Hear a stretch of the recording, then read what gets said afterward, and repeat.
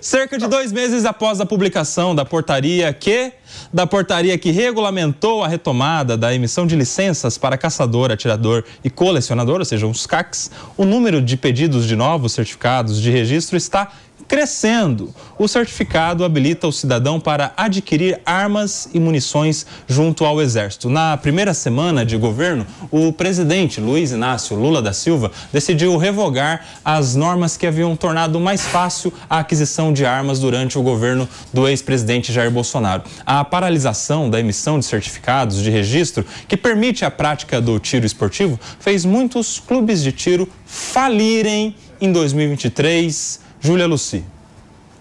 Lamentavelmente, né? A gente já trouxe esse assunto aqui. Os clubes de tiro, eles são negócios muito bem organizados. Eles empregam pessoas nas mais diversas áreas, né? E eles foram, sim, muito importantes, até um pouco a gente pode falar da recuperação econômica, né? Do período que a gente passou aí durante a pandemia. Muitas pessoas são esportistas, elas praticam tiro como esporte. Muitos policiais, inclusive, utilizavam esses clubes de tiro para poderem fazer seus treinamentos. Então, assim, quem tem a oportunidade de conhecer, né, de ter o mínimo de curiosidade de conhecer esse universo, vê a seriedade com que esse assunto é tratado, o rigor que você precisa ter para entrar no clube de tiro, para poder atirar. Então, a gente vinha numa caminhada de desmistificação do que é a arma, né? De trazer a ideia de autorresponsabilidade. E a gente sabe que quem pratica crime no Brasil com arma é a pessoa que teve uma arma ilegal. Seja porque roubou, seja porque comprou no mercado clandestino. Então, o combate à arma legalizada no Brasil, que foi utilizado como premissa, não tem nenhum efeito positivo no combate à criminalidade. Em breve, nós vamos ter 2 anos de governo e seremos capazes de fazer essa análise. Se por um lado a gente teve o decréscimo do número de armas legalizadas, a gente precisa analisar o número de crimes praticados no Brasil. Porque no governo passado a gente teve a oportunidade de fazer o cruzamento desses 2 dados. Eu tive um aumento de número de armas legalizadas, eu tive um decréscimo de crimes no Brasil, inclusive de homicídios. Tá? Então a gente vai ver agora, ainda não deu tempo, na minha opinião, a gente precisa de pelo menos 2 anos de governo para a gente ver se as premissas que foram apresentadas por algumas autoridades do governo atual, como o problema da criminalidade do Brasil vem dos CACs, então a gente vai ver se tem algum fundamento, né? Mas eu espero que essa premissa errada que foi estabelecida, aos poucos ela seja quebrada e as pessoas tenham sim esse acesso, esse direito para praticar esse esporte. E aí, Mano Ferreira?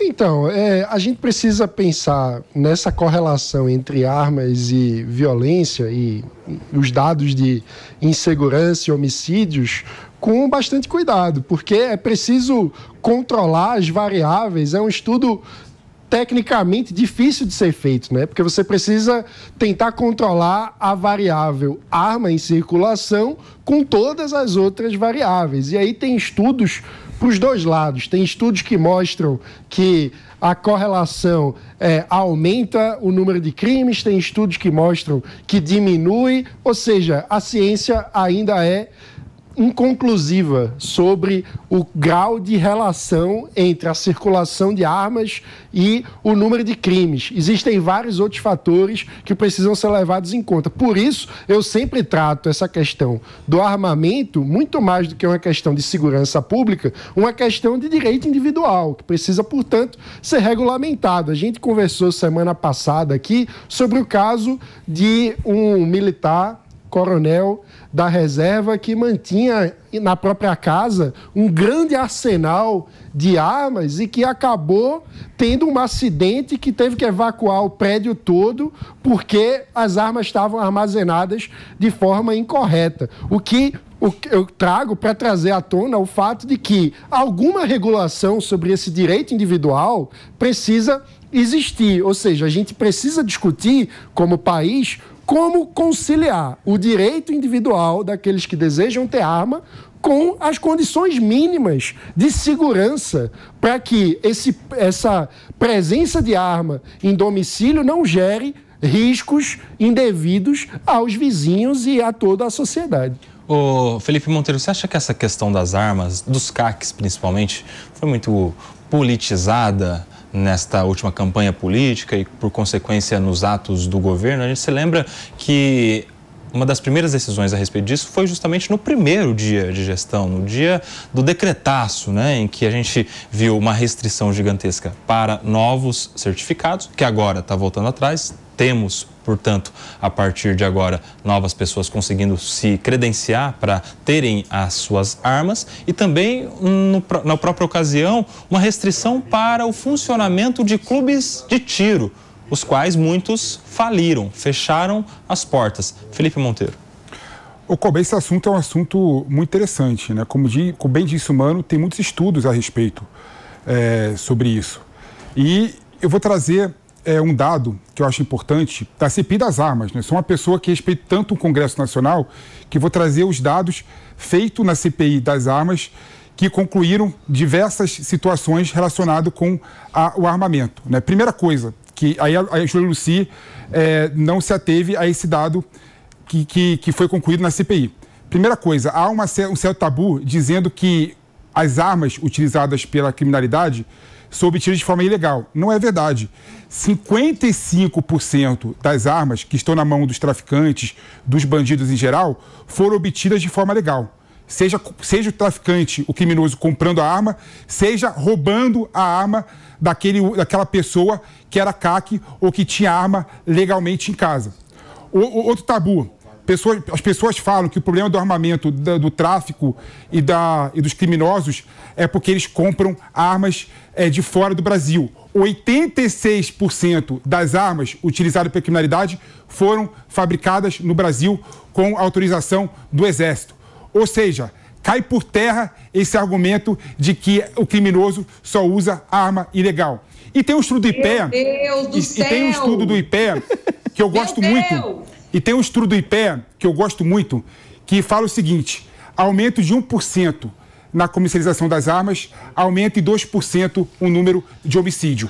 E respondendo a tua pergunta, Coba, que eu acho importante, não é? Na eleição, 2 anos atrás... Rapidinho para Ju falar.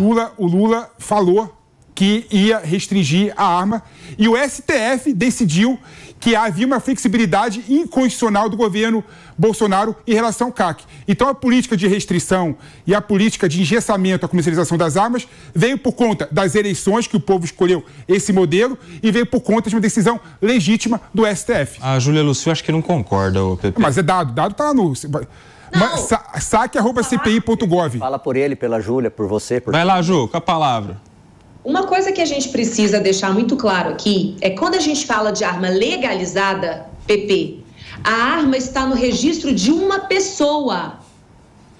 Uma pessoa que utiliza uma arma que porventura esteja no nome de outra, esse uso é ilegal. Então, a sua afirmação de que os crimes são praticados através de armas ilegais, é uma mentira. Porque se eu tenho uma arma com registro no meu nome e alguém consegue tomar essa arma minha... Peraí, Pepe. Você não entendeu. E aí alguém consegue tomar essa arma minha e pratica um crime, essa arma é ilegal. Porque quem poderia utilizar a arma é a Júlia Lucy. Você não entendeu o que eu falei. Se outra pessoa utilizou, já está errado. Ponto número 1, tá? Você não entendeu o que eu falei.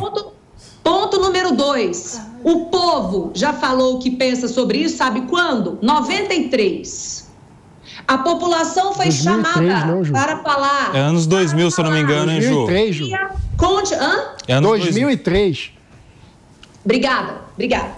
Mais recente ainda. A população foi chamada para falar se queria continuar tendo esse direito de ter acesso às armas. E a população disse que sim. Então, o único momento em que a gente pode dizer que a população deixou claro a sua posição foi quando ela própria foi lá votar diretamente e diz que sim. E aí, diferente da decisão da população, o Congresso fez uma lei desarmamentista totalmente totalmente diferente do que o povo disse. Então, assim, tá na hora, viu, Palumbo? Levanta esse debate lá no Congresso, tá na hora de chamar um plebiscito.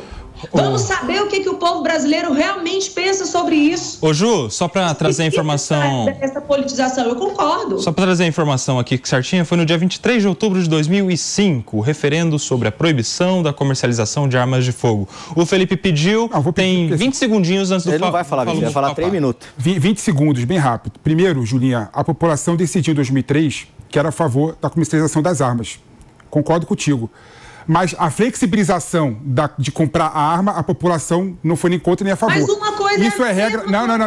Isso é norma do. Isso é norma. Se você quer ter acesso, você precisa comprar, Pepezinho. Desculpa, tudo bem, mas os requisitos podem ser mais rígidos ou mais flexíveis. E já são super rígidos.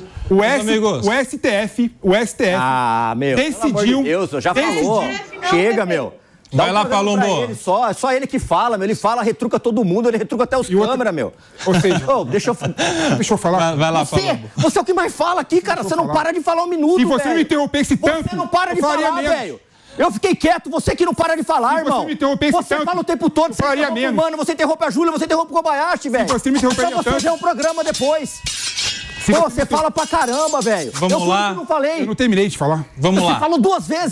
Você me interrompeu. Eu não falei nenhuma. Não me interrompeu pra voltar agora. Mas é lógico que você não para, velho. Me interrompeu. Meus amigos, são 11 horas e 55... Me interrompeu? Peraí, Pepe.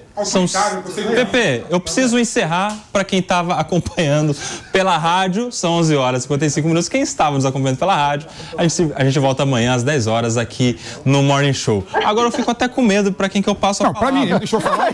Eu não falei em nenhum momento. Me interrompeu. De arma. Ele falou o tempo todo, velho. Palumbo, você tá com a palavra, vai lá. Me interrompeu, deixa eu terminar de falar. Então, peraí, Palumbo. Pepe, senão ele vai reclamar no Sindicato dos Comentaristas. Chega um ofício pra gente depois com a reclamação. É o show. Mas é 10 segundinhos, tá? A flexibilidade e a rigidez do processo, quem decide é o Poder Executivo por meio de políticas públicas.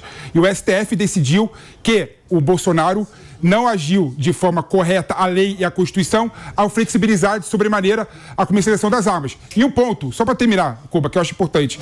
Julinha, o que eu falei, 55% das armas legalizadas estão na mão da criminalidade. Isso que eu coloquei. Você falou o Palumbo, Ju, isso eu coloquei. Ju, Pepe, isso coloquei. O Palumbo precisa falar também, eu não sei se vai dar tempo. Eu não falei Palumbo, nada, mas cara. você tá com a palavra Os meus agora. comentários são curtos e rápidos. O dele é demorado pra caramba, ele fala pra caramba, fica divagando. Você não tá tomando vinho na sua casa não, meu irmão, tem que respeitar os outros. Olha, depois que o governo quebrou os CACs, ele está dando uma gota d'água num deserto para quem está morrendo de sede. Quem tinha essas empresas fomentava a economia, dava emprego, gerava impostos. Você tinha desde o faxineiro ao porteiro, ao vendedor, e ele arrebentou com essa classe. Pronto. Menos de 1 minuto eu falei.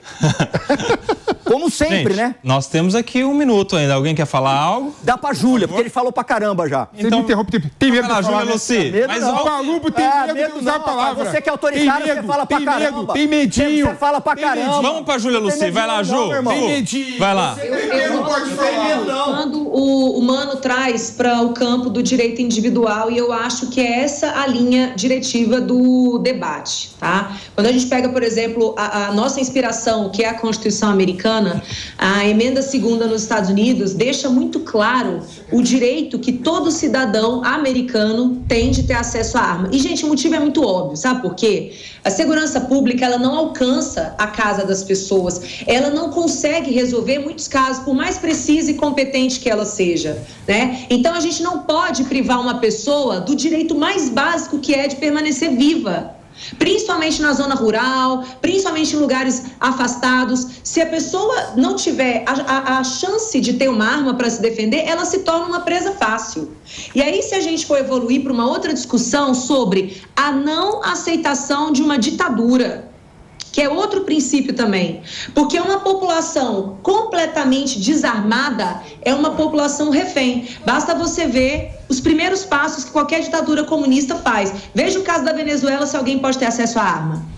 Então, a gente precisa entender o porquê que as coisas são feitas. A pressa que esse governo teve em diminuir o acesso das pessoas honestas às armas, eu acho que é muita coisa. A gente volta a debater amanhã.